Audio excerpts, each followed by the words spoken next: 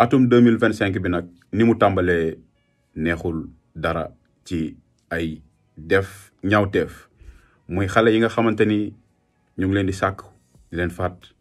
ak tamit faat bakkan gi nga xamante ni ñu ngi koy faat ci lu yomb lool. li nga xam ne moo xew foofu ca Malika muy xale boobu di Diary Sow ginnaaw bi nga xamante ni affaire yi am na ñu bëri dañ doon wax naan waa ji def koo sàkku ba pare rey ko waaye bi autopsie bi génnee ki nga xamante ni moo ko def loolu te Diary Sow mu doon ànd ak doomam dafa nekk koo xamante ni daraan jëfandikoo sinébar nekkoon na sax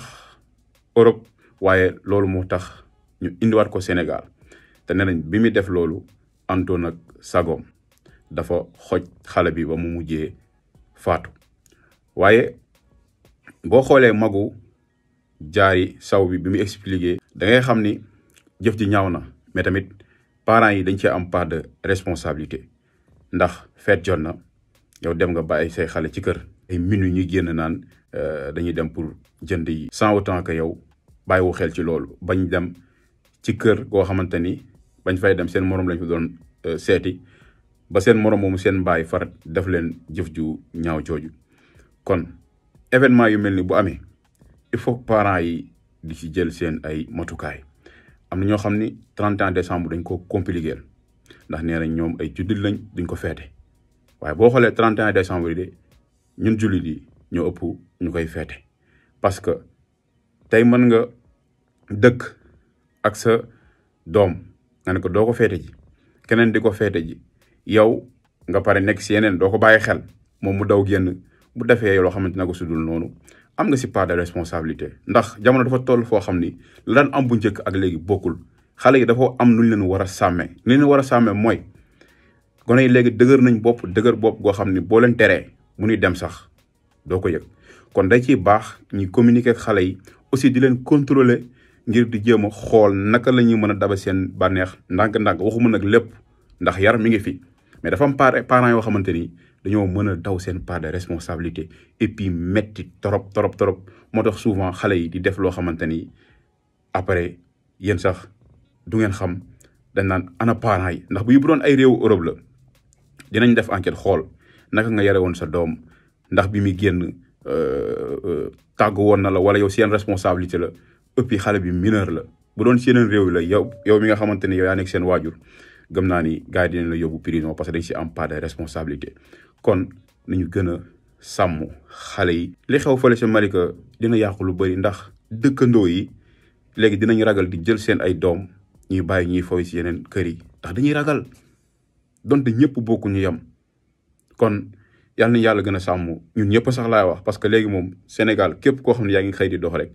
sa vie mi ngi ci danger ndax rey gi bëri na lool. yàlla na suñu borom def sutura ba ñu fi dégg yëpp daal mu bañ ñoo topp donte li mu tàmbalee muy def katu ñaawteef yi. kay xaale ma si deuxième partie bi ma ñëw si ndaw si nga xamante ni aussi lay xew Touba la xewee woon muy ki nga xamante ni rakku jëkkëram moo ko jam ba mu mujjee ñàkk si bakkanam. abonné aimé partagé. ndaw si rakku jëkkëram moo ko faat mu ngi xewee Touba. mu nekk loo xamante ni nag bi mu xewee gis nañ waajuru ku góor ki génn wax joo xamante ni maanaam soo ko déggee d'une côté dafa défendre doomam ndax nee na doom ji wérul doon na ko yóbbu fu ñu doon fajoo waaye mujj ko suivi kon nee na bu li amee doom ji daal àndut ak xelam Sénégal dafa neex léegi boo defee sa defu ñaawteef ba pare après yow da nga yóbbu jéem a li naan dàq doom faat doom xanaa kon ki ñu faat dafa amul moom maanaam daal famille en plus yow nga nekk góor yàlla goo xam ne ci kër gi nga nekk doon rakku jëkkëram war a xëy liggéey je sais pas parce que nu ma dégg gan gi comme que nee nañ ay wérito yooyu xëy na ku nekk si kër gi la di déconné te yaakaar naa ni góor war naa jomm di xëy di am jot bay xuloog ay jigéen ba seytaan di la dugg ngay def naka sudul noonu xëy na waa ji dafa feeñ la mais bëri na ñoo xamante ni ñi ngi may seetaan ñu ngi dund loo xam ne seen biir kër seen rakki jëkkër wala seen magi jëkkër wala seen ay rakki jëkkër yu jigéen yi ñu leen koy def te yaakaar naa ni Sénégal lu ci ëpp ñu ngi koy dund mais waa ji suñu waajur woowu di wax dëgg fa yàlla sa doom def na lu ñaaw xaw ma dafa feebar xaw ma feebarul waaye daal lu ci mën di xew yoon moom na def liggéeyam ndax bu dee amul këyitu dof bindoo luñ ko ba jamono ji ngeen bëgg koo wutal c'est trop tard ndax yoon dina def liggéeyam. te léegi sunu xol yi dafa gaaw a tàng du ñu muñalante dara waaw mbokki soxna yi sax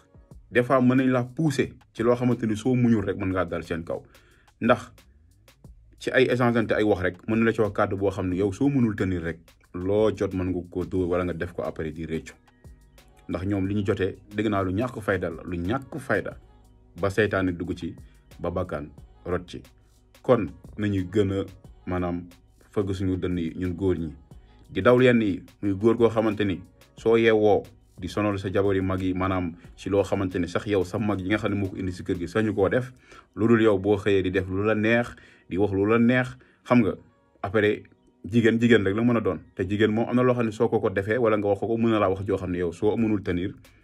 mën ngaa def loo xam ne après da nga koy réccu ki faatu yàlla na ko suñu borom xaare ajana